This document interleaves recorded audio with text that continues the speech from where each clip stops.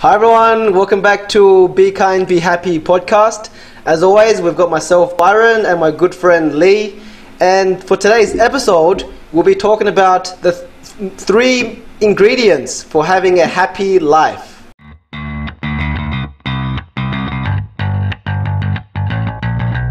So to begin this episode, Lee and I both thought it was going to be a good idea to start with 3 breaths, the same as last time.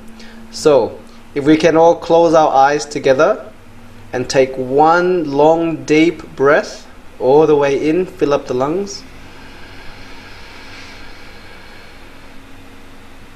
And then breathing out entirely, relaxing the mind and body. Second breath in.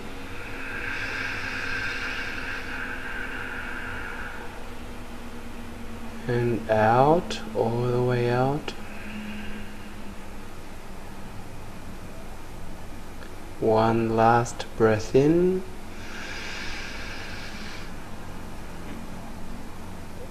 And release. Slowly open your eyes. That was awesome. Was that alright? Magnificent. That was awesome. Okay, dude, I feel so much better now already. For today, Lee and I want to discuss the main ingredients in having a happy life. So what we all need to develop and cultivate a happyful, meaningful life. Lee, what was your first one on the list? So the first one on my list of ingredients is to be free from judgments. Nice. So what is that? What do you think of when I say that? Yeah, I think my interpretation of judgment is always, because I'm always doing that, saying this is right, this is wrong, this is good, this is bad, I like this, I don't like this. And when I'm always judging other people and myself, then all the bad things, all the wrong things, all the things I don't like create negative states in my mind. So slowly I'm starting to realize that if I stop judging things, then I can just observe reality as it is, accept the good and the bad, the right and the wrong, so that I'm not always being emotionally affected by what I consider as right and wrong, good and bad. So I think that would help me create a more emotional stability. Yeah, I like that. Yeah. And like, you know, the more you judge yourself, like judge other people and judge interactions you have, judge yourself, the more you will also feel like you're being judged. Yeah. So if you free yourself from judgments, then you also free yourself from like that mental, like you're afraid to do something because you think someone's going to judge you in this way or whatnot, because you're probably doing that. So that's why you're afraid of it. Yeah. So once you stop judging people and you just see people for who they are, or things, you know, different things for what it is or what they are, then I think you're able to be more happy, right? Like you're just kind of free of that weight. Yeah. There's a lot of weight in that, right? Yeah. You know what I mean? So let me ask you, Lee, like, what are some steps that we can take to become slowly less judgmental? I think that the more you meet people and like people that have different ideas than you, right? Or like differing opinions. And when you actually listen and then instead of like instantly someone says something and then you're like, oh, like, you know, you don't agree with it. So then because you don't agree with it, you just like put a wall up. You stop that consciousness from being connected. Like you stop it entirely. Yeah. Whereas like that's why I think when you travel, it's like that's the thing. You know, when you're traveling, you're opening your eyes to being like free from judgment, right? Like you shouldn't be going to a country and being like, oh, I don't like the way that culture does this thing, you know, and you may do that, but you can also just see that, oh, that's how this culture is, you know, that's how the people here go their way. Or you realize that no, like we're not that much different, you know, like these people here, they do very similar things to me. It's like, oh, it's not like, you know, because maybe you put a judgment on that, like, you know, like Asian cultures do this. It's like, I don't know, they also are happy, and they want to make friends, and they want to have a family, and they want to have pets potentially, and they want to socialize, and they want to learn, and they want to, like, very similar values all around the world, right? You know? I'm also trying to become less judgmental, and what I'm having difficulty with sometimes is, how do you become less judgmental towards people who you perceive as like trying to hurt you, or people who are doing the wrong thing? How do you stop judging them as bad people? Yeah. I think for myself, I think for myself, it's to try and see that everyone is the way they are because of past experiences, and so to be more open-minded, that they are not that way entirely because of their own faults, but it's because of the society that they grew up in, their education, their friends and family, and everything has shaped them into the way they are. How we perceive them as whether they're right or wrong, good or bad, it's not entirely their fault. And so to just remain open-minded, I think, is a good first step. Yeah. That's what I think. What last week I was touching on that, right? You know, people are what they are, and do the things they do and stuff based on their own experiences, right? Yeah. So you can decide that you don't want to be around that person. Absolutely.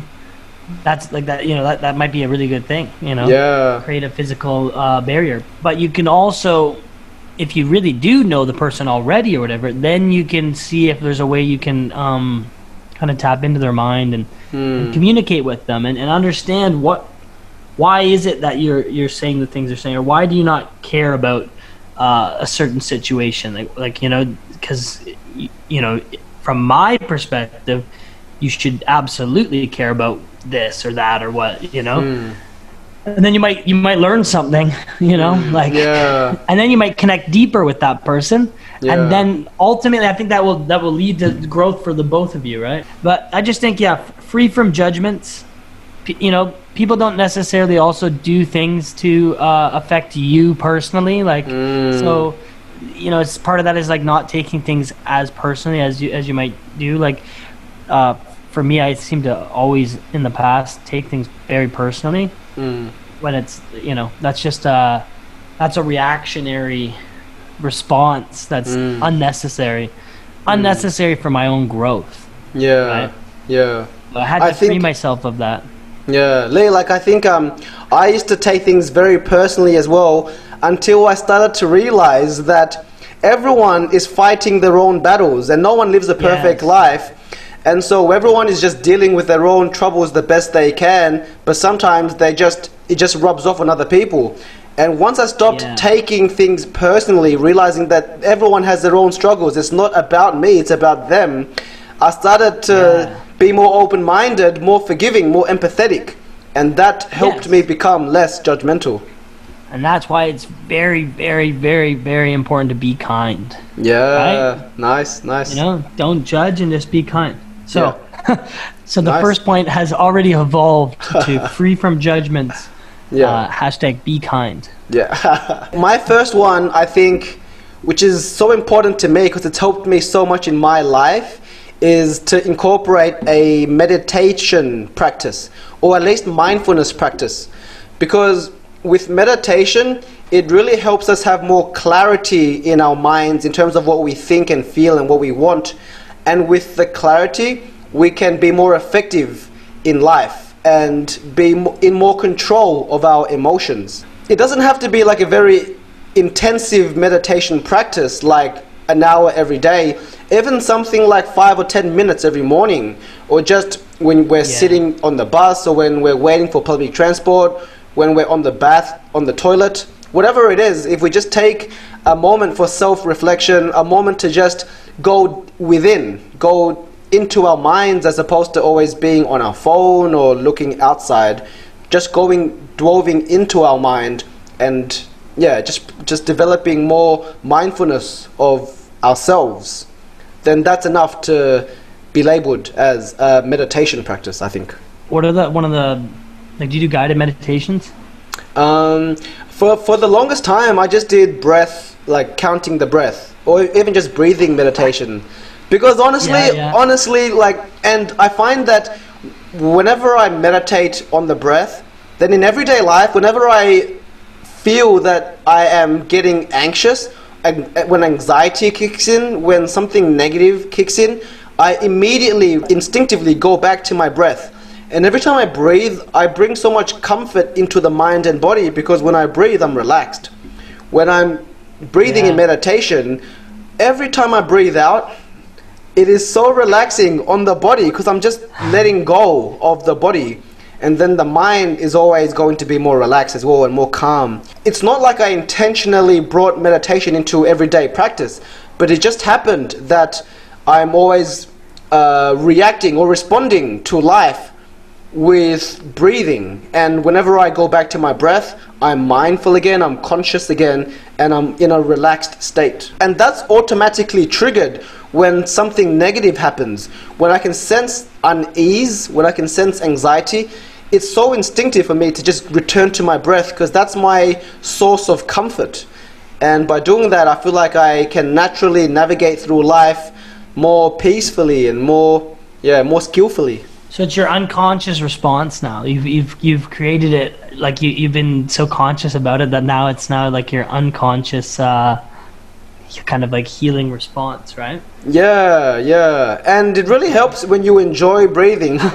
Because like meditation on breath is just so comfortable and it's so easy. And you can tap into it anytime, because as opposed to guided meditation, you don't need an app, you don't need music or computer or headphones, you only just need to return to your breath. So it's always available, and that makes it very effective for me, because you can always return to it at any point in time. One of the things I think you're saying there too is that you're able to now create a safe space no matter where you are, just through your mind, just through breath. And like, if you have that idea, like, you know, hearing that from you, it's like, oh man, like I definitely want to go down that path. Like I want to be able to create a safe space anywhere I am, you know? Because that's great, right? Then you're never, you know, then you'll never be overwhelmed. Absolutely, right? You can just breathe and you know, cultivate that peace right in that moment, right? But so for me, I'm more of I like guided meditation. Nice. And so one of the things I would recommend, just because I'm personally doing it, is Headspace. I love that app. It's cool. You know, it's really clean and neat. Like they put a lot of thought into making this app. It's like, you know, they look cartoon guys, and they have like, they track your stats, and so, and it's like, it has like tier lists, like levels. So you like, there's a progression, so you can kind of like see your progression in a way, right? And the meditations at least get more advanced. Or they have less guidance, stuff like that. And this isn't an ad, by the way. You know, we don't have any ads. We're not sponsored by Headspace. I like Headspace. No. But I've tried a few different apps, like Calm's a good one too. But just right now, Headspace has kept me in it. So that's nice. Because again, in the past, I've gone through the phases. You know, I'm going to try meditation. I have some success through meditation, and then like it just kind of goes out the window, or just kind of forget about it. Don't make time for it. Whereas with the app, it's kind of nice. Like it comes up on my screen, notifies me, and so nice. So there's the two different ways here. There's your way, and then there's this way. And there's actually a lot. Like with meditation, it's all about choosing the one that speaks to you, the one that you're comfortable with, that you enjoy. There's also like mantra chanting, or you know, just meditating on sound, meditating on a candle. The good thing that I like about meditating on the breath is that I'm doing it right now, if I'm conscious about it. But even just like watching a video on YouTube, or you know, like listening to music, you can do both at the same time. Just watching YouTube videos, I'm usually watching like documentaries while enjoying, just relaxing on my breath. And it just makes anything that you do better, because you're doing it in a very relaxed, comfortable state. It's not like you only have to do that. You can do it while doing everything else. Like right now, I'm just breathing, and my body is so relaxed. It's great. I believe it, dude.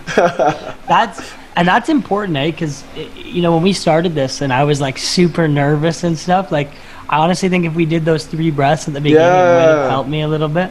Yeah. But it's also nice, just like when you see someone who's more relaxed, like you can kind of pick up on that. Yeah. Whereas if you were a nervous wreck and I was a nervous wreck, then I would certainly feed off of that. And I don't think we would have ever made it to episode 6. You know. Yeah. So the next one is, for me, is healthy body. Or just health, right? Yeah. Physical health. Physical health. Yeah. The next one is physical health. Nice. So, very, very important ingredient for a happy life. And again, we touched on this before, but we didn't expand on it enough, I think, right? How it goes hand in hand, you know, like mental health, definitely poor mental health or having a low sense of mental health in that moment. You know, it's very hard to exercise and take care of your body. Like, it goes back and forth like this. Yeah. So that's why it's important to have that built into one of the ingredients that you want to try and check off, right? Yeah. Physical health can be summed up in a couple different points. Like, one is definitely exercise, cardio exercise, weight training. Byron is really into yoga. Like, I think that's important. You can summarize for physical health, nutrition, right? Yeah. Like, you are what you eat. The quality of the food you eat actually has like a tangible, measurable effect on your mental health. Wow. It has an effect on your energy level. You know, if you're just always eating fast food and like high carbs and you're not getting all of your micronutrients, like there's a real thing there that's going on, and you're not going to feel, you're not going to have great energy. Like, you know, physical energy to exercise. You're not gonna. You might be sad. You know, cravings come in. That's a big one. Your gut biome is a reflection on what you eat. So if you eat like this super high carb diet or whatever, like a lot of French fries and Pepsis and stuff like that, your body's craving it because that bacteria loves that stuff. That's what it wants, man. It doesn't want your salads. So that's important. It's definitely important to be mindful of those things, right? Yeah. And then, like, what for you? What would you factor into? Yeah, completely agree. Like my understanding is that there's the 3 pillars of good health, as Lee suggested. There's physical exercise, then there's diet, like a nutritious diet. I think the third one for me is having sufficient rest, which means also like a good sleeping pattern. So always feeling well rested. So quality sleep, quality rest would be the third one. And so if we can get all 3 in, so regular exercise, healthy diet, and adequate good quality rest, then I think that would take care of our physical health. And stretching. Yeah. Oh my days. That's something that I really lacked. I think I want you to touch on yoga a little bit. Yeah, nice. I think my understanding of yoga is to be comfortable in your body. So learning to enjoy, you know, just how comfortable your body can be, but also keeping a mind that's very clear and relaxed. Ultimately, yoga means union. So it's a spiritual practice, but the yoga that we know in the Western world is purely just like an exercise practice, which also has many benefits, because even just as stretching, yoga helps us alleviate the tension on our body that we carry in the mind, because everything that's mental is also manifested physically in the body. So by, you know, like stretching out the body, by releasing the knots and the tension, we also have a more clear and relaxed mind. In terms of practicing yoga as a physical exercise, we can also have more flexibility, we have more strength, and we also have more gentleness in the body, like more mindfulness, knowing how we're standing and the pressure on the joints and which muscles we're activating. We know that because in yoga asanas, which is the positions, every position we stay in for maybe 10-20 seconds, and we know in this position these joints are being activated, these muscles are being engaged, And so we know every position in life, we're sitting, standing, lying down, walking, which muscles we're activating. We're much more mindful of our body. We're much more connected with our body. And so we're more sensitive to how we're feeling. We're more sensitive to the sensations.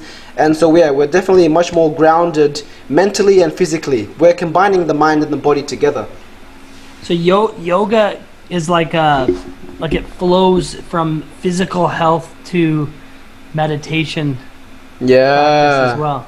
Yeah. And the free from judgment almost flows around all of them. Yeah, right? yeah, for sure.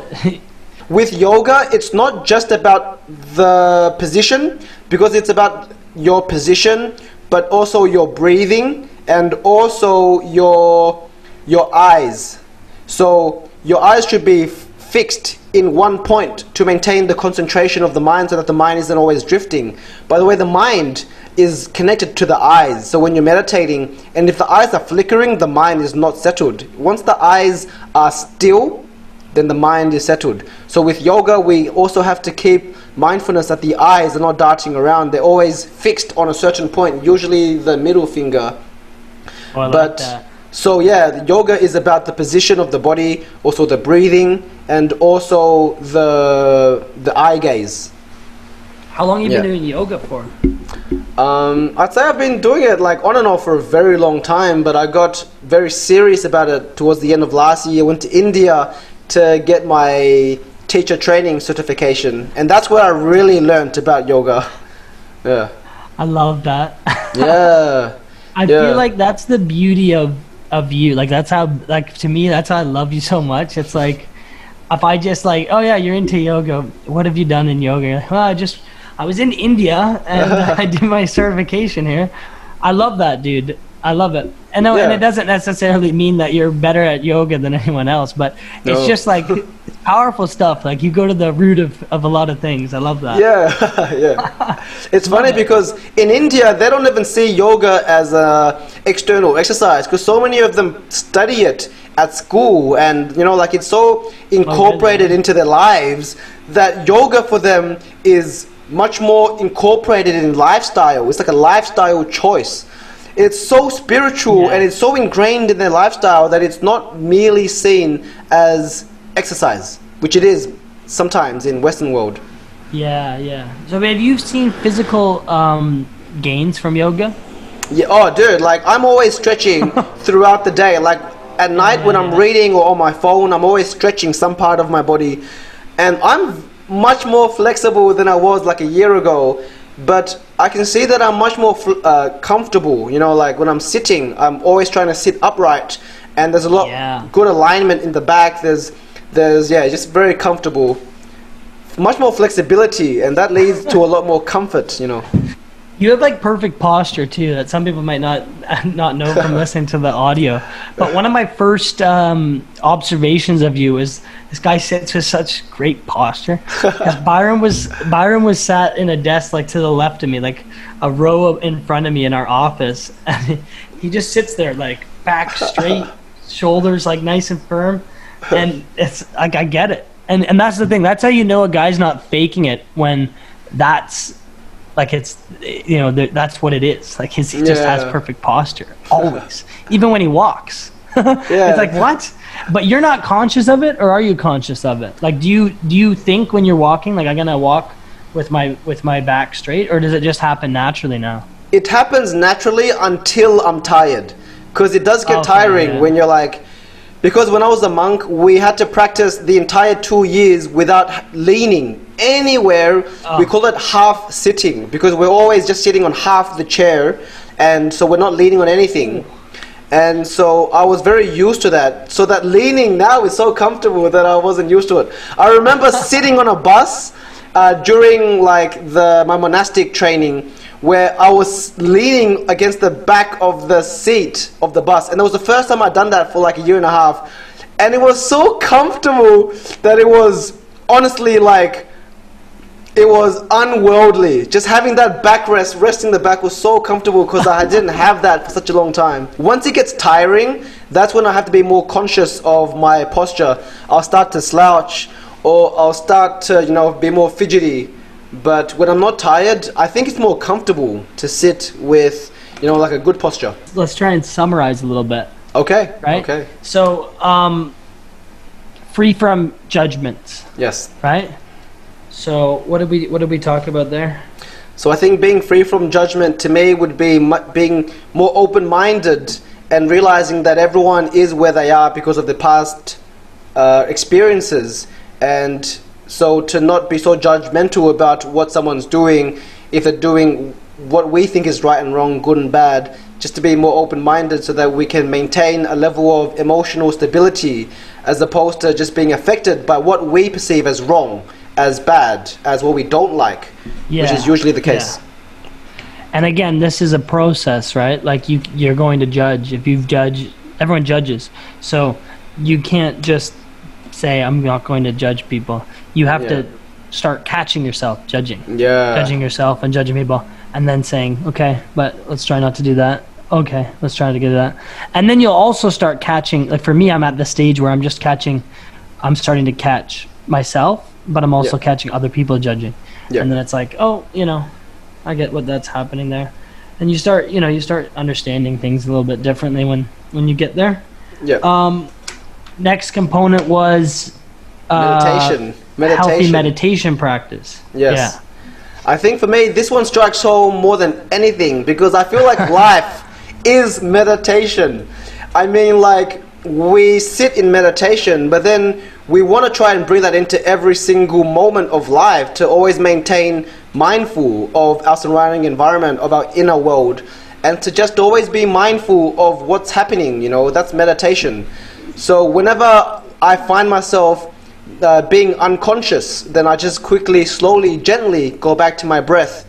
And so meditation is not just on the meditation mat, but it's in just every moment of life is meditation.